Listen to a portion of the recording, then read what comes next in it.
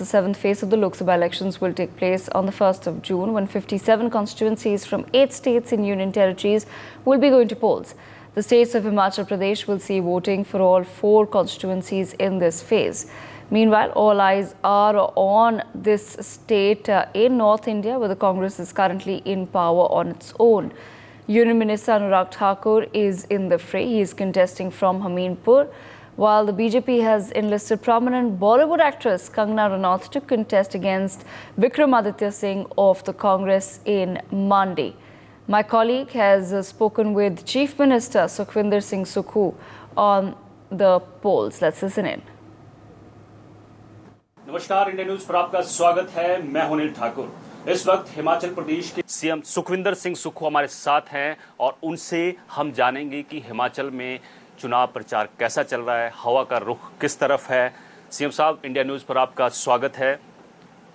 बहुत बहुत धन्यवाद। सर, बीजेपी कह रही है कि इस बार 400 पार, लेकिन इंडिया गठबंधन कह रहा है कि 4 जून को मौसम बदलने वाला है। आप जमीन पर घूम रहे हैं, लोगों से मुलाकात कर रहे हैं, अपने विधानसभा क्षेत्र के दौरे लगातार कर रहे हैं, लगातार रैलियां कर रहे हैं। आपका गला भी खराब हो गया है रैलियां करते करते। क्या जमीनी हकीकत है, हवा का रुख किस तरफ है? इस बार आर या पार, तो इस दृष्टि से हमारे हिंदुस्तान की जनता तय करने जा रही है। मैं तो हिमाचल की राजनीति के संदर्भ में कह सकता हूँ, हिमाचल में 6 विधानसभा के उपचुनाव और 4 लोकसभा के हो रहे। हिमाचल की राजनीति में कभी खरीदो फरोख्त नहीं हुई है, कभी धनबल का प्रयोग नहीं हुआ। इस बार 6 जो भाजपा के बिके हुए प्रत्याशी चुनाव लड़ रहे हैं, उन्होंने हाथ को बेचा और कमल को खरीदा। तो भारतीय जनता पार्टी के ईमानदार कार्यकर्ताओं में भी काफ़ी गुस्सा है, भारतीय जनता पार्टी के नेताओं में भी काफ़ी गुस्सा है कि हिमाचल प्रदेश देवी देवताओं का प्रदेश है। इस प्रकार की राजनीति कभी ना हुई थी और उसका नुकसान भारतीय जनता पार्टी को उठाना पड़ेगा। सर, हिमाचल में 4 लोकसभा सीट हैं, 6 विधानसभा सीटों पर उपचुनाव हो रहा है। क्या लग रहा है आपको? 10 सीटें टोटल हैं। आपको हिमाचल में कितनी सीटें आती हुई दिख रही हैं? देखिए, हम तो सभी सीटों को जीत रहे हैं और ये लड़ाई कोई सरकार बनाने के लिए नहीं है, ना सरकार बचाने के लिए, ना सरकार चुनने के लिए है। ये तो हिमाचल की जनता को ये तय करना है कि आपके बोर्ड से जो चुनकर आते हैं और राजनीतिक मंडी में बिक जाते हैं, ऐसी पार्टी जो जनता की भावनाओं का सौदा करती है, उसको 1 जून को सबक सिखाए। ऐसी कौन सी पार्टी है? ऐसी पार्टी वो है जिन्होंने 6 कांग्रेस के विधायक खरीदने के बाद उन्हें भारतीय जनता पार्टी का टिकट दे दिया। सौदा हुआ ना, उन्हें 5 साल के लिए चुनकर भेजा था, वो 3.5 साल का चुनाव लड़ रहे हैं। ये भी हिंदुस्तान के पहले इतिहास में पहली बार है जहां आज़ाद विधायक विधानसभा के गेट के बाहर धरने पर बैठे हैं और कह रहे हैं हमारा इस्तीफा स्वीकार करो। इतना ही नहीं, वो हाई कोर्ट में चले गए हैं कि हमारा इस्तीफा स्वीकार करो। उनका इस्तीफा स्वीकार जो नियम होते हैं उसके हिसाब से जो भी हाई कोर्ट कहेगा होगा। लेकिन एक चीज़ मैं उनसे पूछना चाहता हूँ, क्या अगले जो 3.5 साल का चुनाव होगा, क्या वो नहीं लड़ेंगे? आज़ाद प्रत्याशी की कोई अपनी पार्टी थोड़ी होती है, उसका तो विधानसभा क्षेत्र का विकास ही पार्टी होती है। कांग्रेस करेगी तो कांग्रेस को समर्थन करेंगे, भारतीय जनता पार्टी करेगी तो भारतीय जनता पार्टी को समर्थन करेंगे।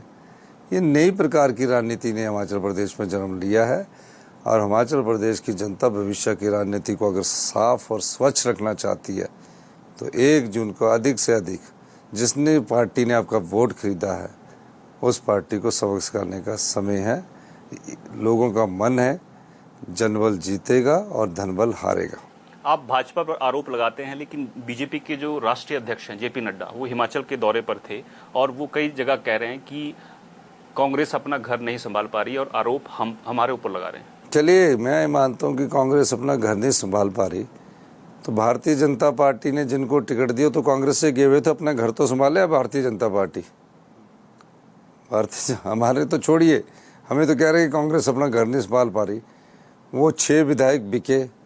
चलो अगर मुझसे नाराज थे तो आपको ज्वाइन करते, फिर टिकट किसके आधार पर उन्होंने दे दिया? सौदा हुआ ना तभी तो टिकट दिया। तो है टैची वाली गल भी कर रहे हैं लोग, पूछे हैं टैची मिली कोई? देखा, टैची तो सामान से भरा टैची उनको मिल चुका है। वो बेचारे तनाव में हैं, इतना पैसा हो गया है कि रात को उनको नींद नहीं आ रही होगी। कहीं ना कहीं गलती करेंगे, टैची को पकड़ लेंगे। अब मैं आपके भाषण जो है लगातार सुन रहा हूं, और आपने कल तो जो बागी विधायक हैं उनके सरनेम चेंज कर दिया आपने, और लोग उस पर खूब तंज भी कस रहे हैं। निश्चित तौर पर जो बिका हुआ उसको बिका ही भूल लेंगे। उसने हाथ को बेच दिया, कमल को खरीद लिया।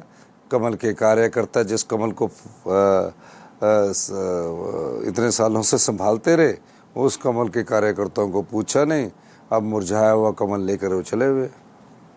अच्छा सीएम साहब, मंडी सीट एक ऐसी सीट है जो पूरे देश में सुर्खियों में बनी हुई है, और वहाँ बयानबाजी लगातार दोनों तरफ से चल रही है, और आप भी पीछे नहीं है। आपने बयान दिया कि मंडी में एक फिल्म की शूटिंग चल रही है और जयराम ठाकुर उसके डायरेक्टर हैं, फ्लॉप डायरेक्टर हैं, लेकिन उन्होंने पलटवार करते हुए कहा है कि 4 जून को पता चलेगा कि हमारी फिल्म जो है वो सुपर डुपर हिट होने जा रही है।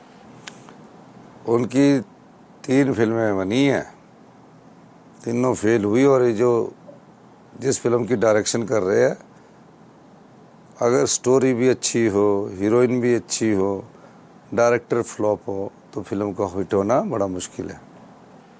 कंगना को लेकर लगातार बीजेपी कह रही है कि कांग्रेस ने ऐसी बयानबाजी की और महिला का अपमान किया, उस पर क्या कहना है आपको? क्योंकि विक्रमादित्य कह रहे हैं कि कंगना जिस जिस मंदिर में गई है वहाँ की सफाई होनी चाहिए।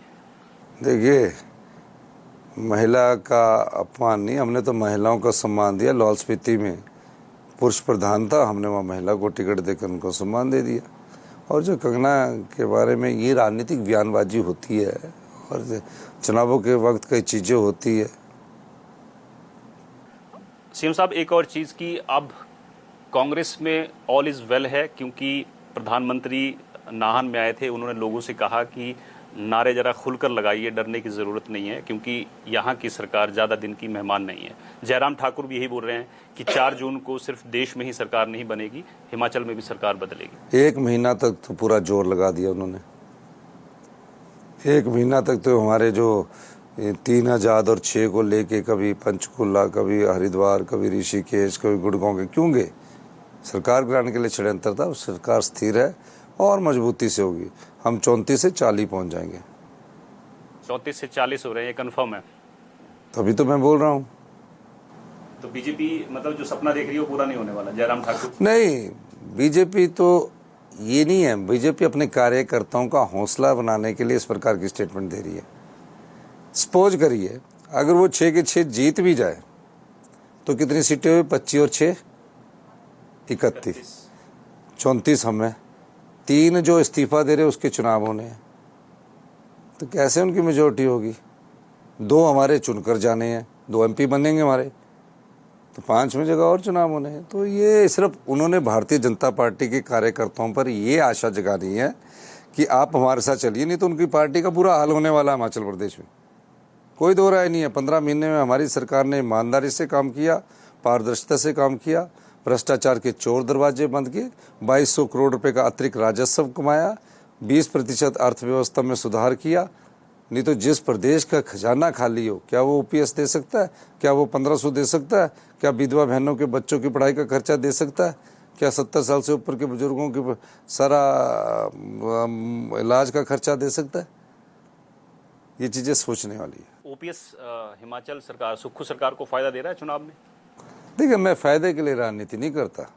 मैं तो जो जनता का धन है, जनता के धन को बांटना चाहता हूँ। फायदा लेना होता तो हमारे चुनाव 2027 में है, 2026 में करता। हम तो जो जनता का पैसा जनता के पास जाए, हमारी इकॉनमी में आए, इकॉनमी में खर्चा बढ़ाए और फिर हमारे को और पैसा आए। एक और चीज़ है कि बीजेपी ने आरोप लगाया कि आपदा में जो आपको पैसा दिया गया है वो सही से लोगों तक नहीं पहुंचा है, उस पर क्या कहना है? पहले आपदा का पैसा तो बताओ कितना दिया है मुझे। हमने तो 4500 करोड़ रुपए का पैकेज अपने संसाधनों से दिया। कितना पैसा दिया? बताइए, मेरे को तो बताइए इस पैसे क्या है, पैसा दिया। बीजेपी का कहना है कि अलग अलग किश्तों में पैसा दिया, लेकिन वो जनता वो तो देखिए, वो तो एनडीआरएफ एसडीआरएफ का बजटीय एलोकेशन है। आपदा नहीं आती तो भी मिलना था, आपदा आ गई तो भी मिलना था, तो ये गलत बात है।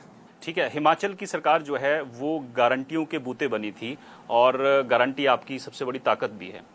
राहुल गांधी ने कहा है कि सरकार बनते ही 4 जून के बाद हम हर महिला के खाते में, हर परिवार की एक महिला के खाते में 8500 रुपये डालेंगे, लेकिन बीजेपी हिमाचल को मुद्दा बना रही है कि यहाँ पर 1500 का वादा किया था, आपने पूरा नहीं किया था। देखिए एक बात बताइए, 1500 को 2,37,000 को 1500 रुपये मिलना शुरू हो गया।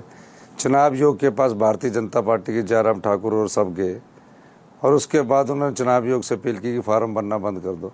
जैसे ही चुनाव आयोग ने हमको इजाज़त दी, हमने दोबारा फार्म भरना स्टार्ट कर दिए। अब जो पैसे वो अगले महीने इनके डल जाएंगे।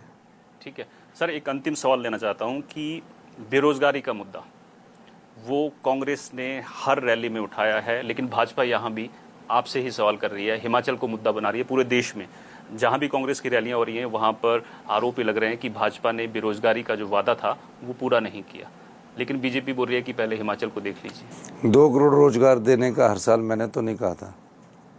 हमने तो ये कहा था कि हम सरकारी, अर्ध सरकारी, निजी क्षेत्र, गैर सरकारी में 1 लाख रोजगार के अवसर पैदा कर रहे हैं। बीजेपी ने सरकारी क्षेत्र में 5 साल में 20,000 रोजगार के अवसर पैदा किए। मैंने एक ही साल में 22,000 पोस्टों के विज्ञापन कर दिए सरकारी क्षेत्र में, और निजी क्षेत्र में तो कई लोगों को रोजगार मिल चुका। चलिए सर, ठीक है, आपने इंडिया न्यूज़ से बात की, बहुत बहुत शुक्रिया, और 4 जून के लिए आपको बहुत बहुत शुभकामनाएं भी। तो ये थे हिमाचल प्रदेश के मुख्यमंत्री सुखविंदर सिंह सुक्खू, जिन्होंने इंडिया न्यूज़ से खास बातचीत की और बताया कि जो हवा का रुख है वो उनकी तरफ है और नतीजे जो हैं उनकी फेवर में आने वाले हैं। तो फिलहाल मेरे साथ इतना ही, आप जुड़े रहिए इंडिया न्यूज़ के साथ। नमस्कार। For more such videos, subscribe to the NewsX YouTube channel, hit the bell icon.